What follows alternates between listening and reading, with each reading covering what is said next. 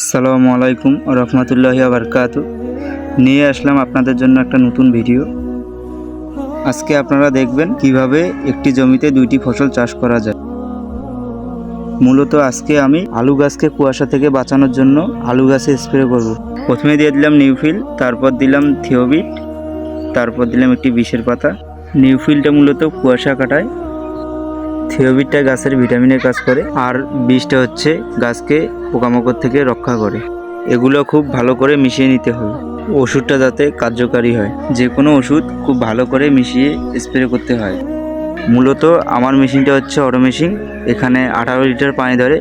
তো ওষুধটা ভালো করে মিক্স করার পর এখানে প্রতি 18 লিটার পানিতে 1 মগ করে ওষুধ দিয়ে দিব। দেওয়ার পর পানি দিয়ে ট্যাঙ্কি ভর্তি করে নিব।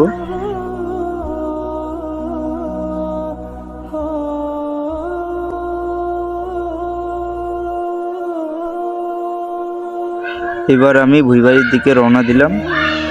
ওখানে গিয়ে আপনারা দেখবেন কিভাবে একটি জমিতে আমি দুইটি ফসল চাষ করেছি।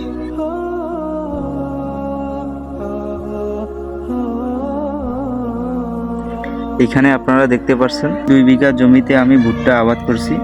তো ভুট্টা গাছে অনেক সমস্যা দেখা যায়, ইনশাআল্লাহ ভুট্টা গাছের সমস্যা নিয়েও একটি ভিডিও তৈরি করব।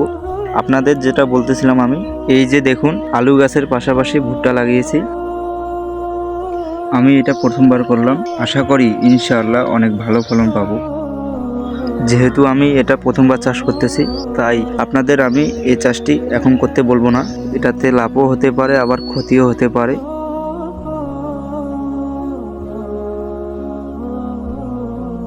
ডোমারে 3-4 সপ্তাহ ধরে প্রচুর কুয়াশা পড়তেছে, তাই আপনারা যারা যারা আলু চাষ করছেন তাদেরকে আমি বলতেছি কুয়াশা থেকে আলু গাছকে বাঁচানোর জন্য সপ্তাহে অন্তত 2 দিন করে আলু গাছে স্প্রে করবেন। এর পাশাপাশি আপনারা যারা সরিষা চাষ করছেন আপনাদের বলতেছি সরিষা ক্ষেতে আপনারা এই স্প্রেটি করবেন, না হলে সরিষা গাছে কুয়াশার কারণে ব্লাস্ট রোগ হতে পারে। আমি আবার ভালো করে নেড়ে নিচ্ছি। এর ফাঁকে নিজেদের মধ্যে একটু খুনসুটি চলছে, আমি আবার সবকিছু তৈরি করে নিচ্ছি। এবার ভুঁইবাড়ির উদ্দেশ্যে রওনা দিচ্ছি।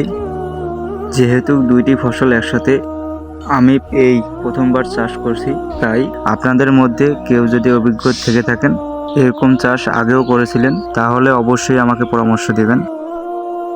এর মধ্যেই ছোট ভাই ভাইস্তাদের সাথে দেখা হয়ে গেল। এই যে দেখতে পাচ্ছেন আলু, সিম,